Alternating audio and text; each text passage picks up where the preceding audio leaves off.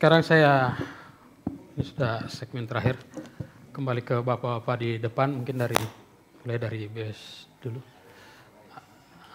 Ada closing statement-nya, atau apa yang mau disampaikan terakhir? Ya, makasih Pak Adi.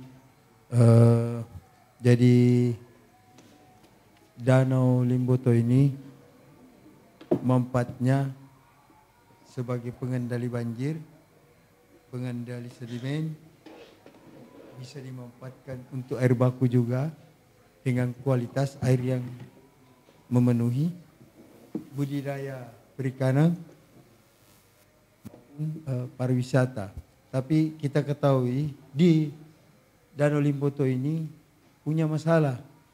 Masalahnya itu banjir, tata ruang yang belum teratur, kualitas air, dan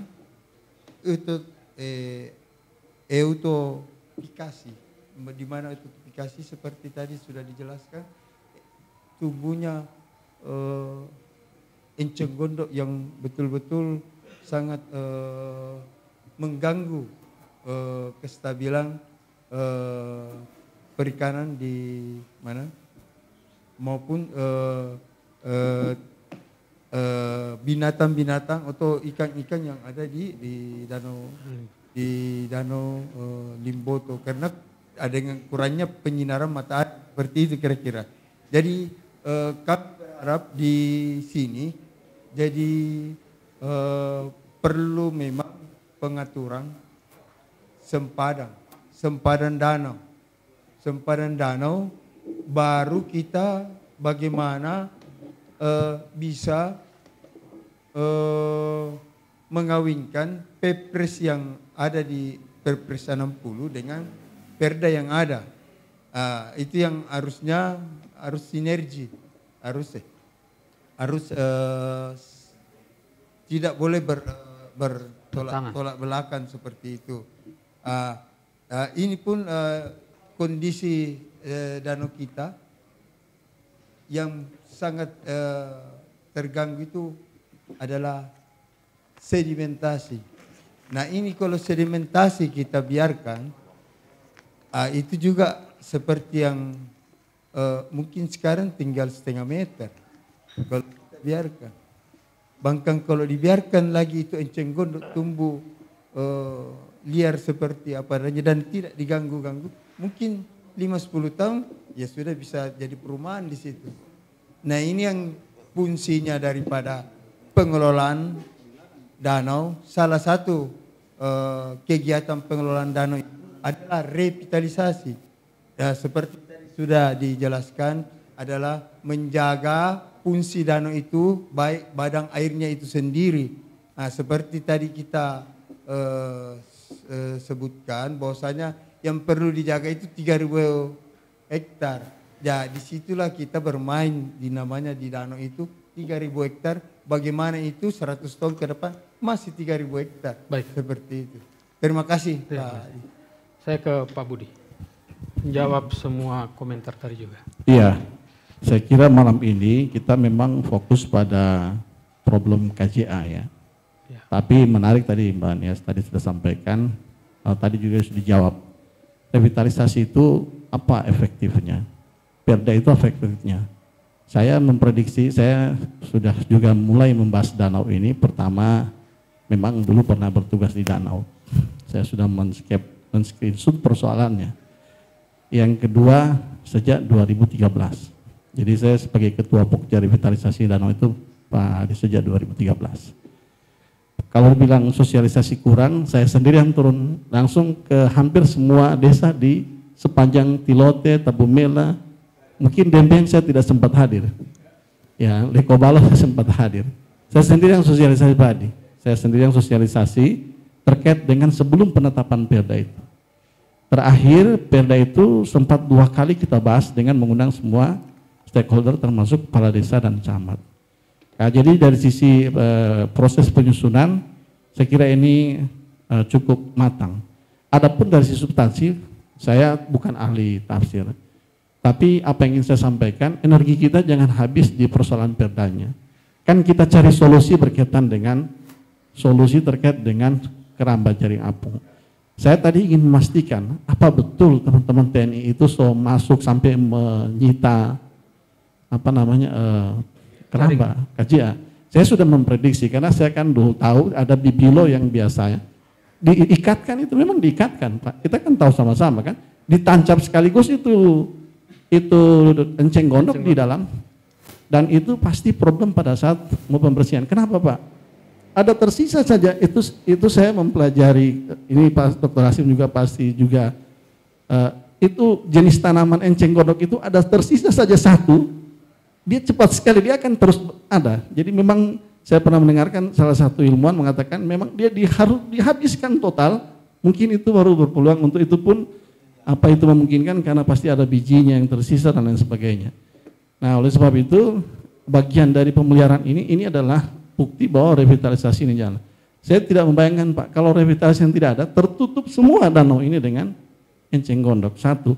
Yang kedua, saya memprediksi kecepatan sedimentasinya bahkan tidak sampai tahun ini sudah mungkin tinggal di kisaran 1 meter. Yang ketiga, saya tidak bisa membayangkan okupasi lahannya. Jadi perda ini bukan hanya mengatur persoalan KJA, tapi juga mengatur bagaimana supaya tidak terjadi okupasi lahan. Ini yang dibutuhkan oleh semua perangkat dalam rangka menjalankan program revitalisasi. Sebab apa? Sedikit kita menjalankan revitalisasi, kita digugat. Karena ada persoalan berkaitan dengan lahan, kepastian lahan dan lain sebagainya. Saya sendiri, Pak Hadi itu pernah menerapkan strategi, susah sekali meminta, mohon izin, saya susah sekali meminta data kepemilikan lahan yang sudah bersertifikat di sana. Saya rubah strateginya apa? Saya umumkan secara terbuka bagi yang memiliki sertifikat di danau, di area danau, mohon untuk melaporkan ke posko di Bapeda. Dikiranya ada penggantian lahan, jadi semua bawa sertifikat. Dari situ saya dapat sejumlah sertifikat yang ada di danau. Itu sampai strategi itu kita terapkan untuk memastikan sebelum perda kita tetapkan, kita ingin menghindari titik-titik yang sudah bersertifikat. Itu meminimasi konflik supaya kita meminimasi supaya jangan ada resistensi. Nah, kalau perda ini dikatakan bisa memuaskan semua orang, tentu tidak. Di tahun 2013, forum seperti ini saya hadir di hadapan para aktivis lingkungan. Mereka mencanangkan saat itu danau itu darurat ekologi. Darurat ekologi dan perlu diselamatkan. Jadi forumnya agak sedikit berbeda, orientasi mereka lebih kepada ekologi, dan memang dinamika pada saat itu seperti itu. Oleh sebab itu Pergub tidak mungkin bisa mengakomodir semua, Perda tidak mungkin mengakomodir semua kepentingan. Contoh saja kecil misalnya, sekarang kita mulai melarang penanaman, bukan melarang, di arahan tata ruang kita tidak boleh tidak mengarahkan penanaman di kemiringan di atas 15 derajat.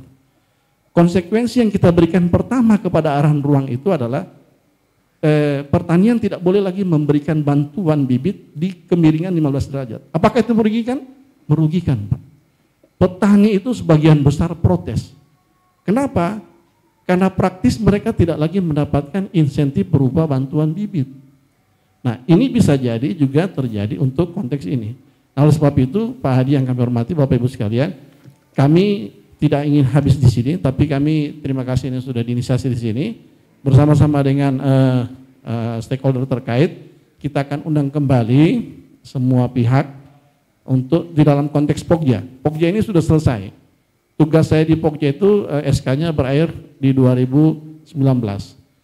Nah, oleh sebab itu mungkin kita akan melihat kembali kelembagaannya, karena saya sendiri menghentikan ke Pokja itu seiring dengan turunnya penetapan Perpres penyelamatan danau, di mana ketuanya justru diketuai oleh Menteri Koordinator Maritim dan Investasi. Ada ketua harian, ketua hariannya memang Menteri PU, dan sekretarisnya kalau tidak salah adalah Menteri Koordinator Perekonomian. Nah, jadi memang kami sudah menghentikan, tidak lagi ada mekanisme koordinasi pasca turunnya Perpres ini. Namun dengan melihat dinamika ini, memang sepertinya harus ada komunikasi yang tidak boleh putus antara kebijakan di pusat dengan di daerah, maka kemungkinan kami akan mendorong kembali kelembagaan ini. Dan saya tertarik tadi Pak Hadi, usulan dari teman-teman di BWS ini, kalau ini konsepnya seperti jaringan irigasi, maka ini akan ada kelembagaan di tingkat masyarakat. Kalau di jaringan irigasi itu nama kelembagaannya kan P3A, petani pengguna air. Nah ini kalau dibentuk kelembagaan seperti ini, maka ini akan lebih bersifat partisipatif. Masyarakat sendiri yang akan menentukan bagaimana mekanisme pemeliharaan misalnya, dan biasanya mohon izin, walaupun ini kebiasaan yang saya pahami di Balai Wilayah Sungai, biasanya kelembagaan P3A seperti ini justru biasanya ada dukungan pembiayaan operasional dari tim koordinasi pengelolaan sumber daya air yang kesekretariatannya ada di BWS. Nah ini cuma ke depan kan kita belum tahu ya, kita belum tahu. Mudah-mudahan ke depan ini bisa seperti itu. Kalau ke depan bisa seperti itu, maka sebenarnya pengelolaan untuk pemeliharaannya mungkin secara bertahap kita mulai lepas dari ketergantungan kita kepada TNI. Ya ke depan sudah bisa lebih kepada masyarakat, sepanjang masyarakat punya kecepatan sama dengan TNI. Saya kira ini Pak Hadi, terima kasih sekali lagi. Jadi sudahlah kita perdebatkan masalah perdanya. Perda itu perda tata ruang, revisi RT RW Pemprov saja, 6 tahun belum selesai.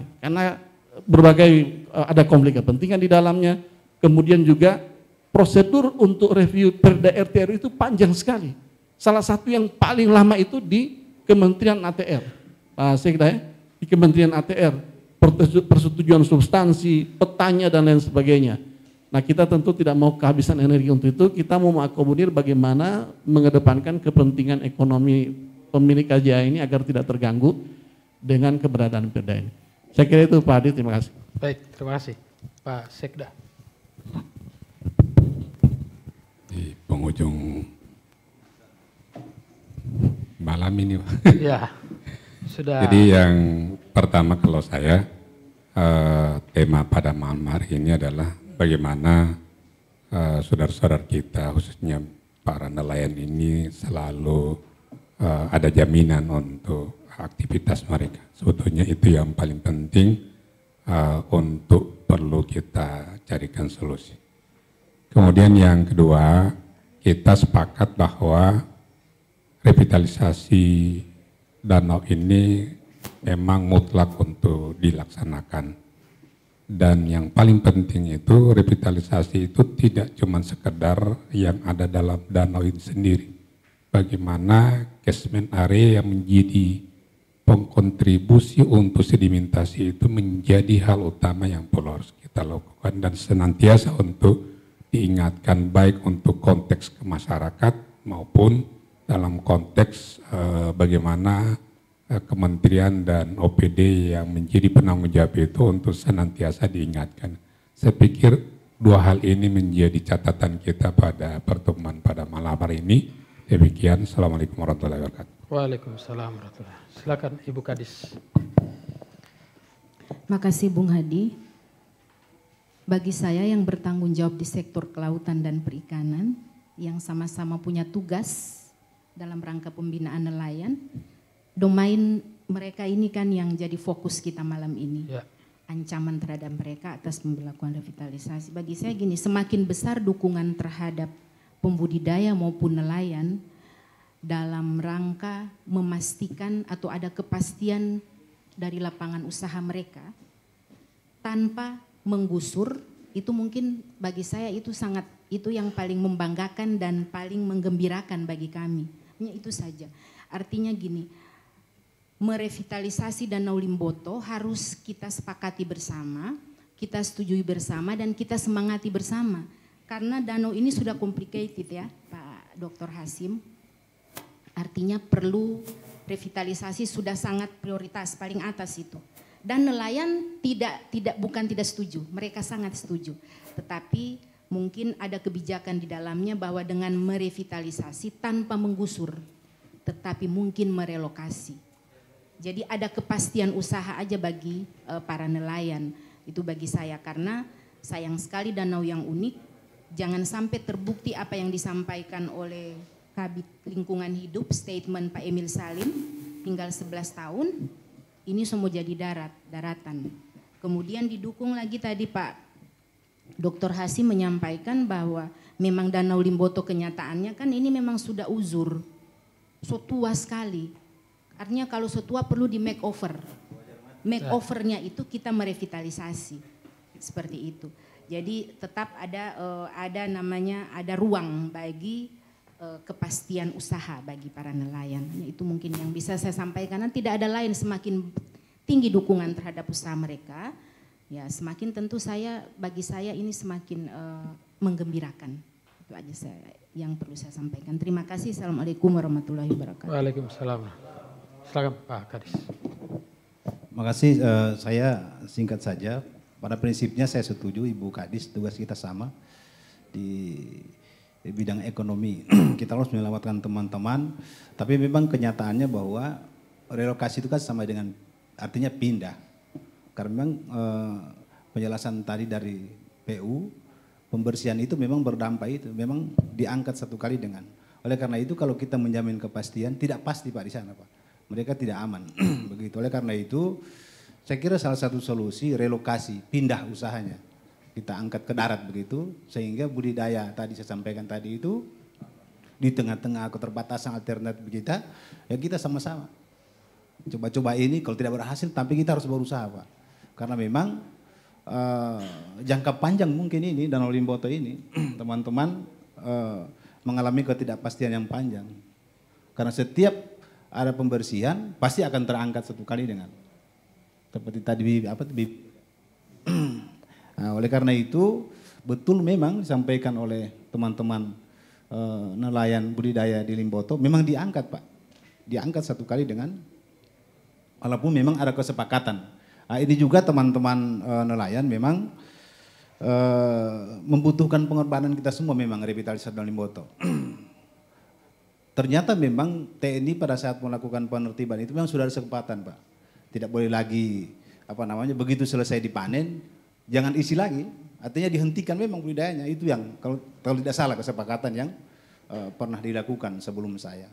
Oleh karena itu sekali lagi Pak Hadi bahwa memang kita harus dukung revitalisasi dengan catatan kita harus merelokasi Pak teman-teman ini melalui antara lain seperti kampung budidaya itu, dan itu ya dana desa boleh kita manfaatkan. Contohnya di pesisir di Telaga Jaya itu ada beberapa kita buat embung dan lain sebagainya. Saya lihat dampak ekonomi sangat besar, pariwisata jadi tempat pemancingan begitu. Termasuk tadi Pak Dr. Hasim, mungkin kita sama-sama, saya sudah siapkan wadahnya, kita coba analisis Pak, apa betul bioflok itu memungkinkan untuk menjadi alternatif di tengah-tengah keterbatasan alternatif yang kita punya saat ini. Saya kira itu. Terima kasih. Assalamualaikum warahmatullahi wabarakatuh.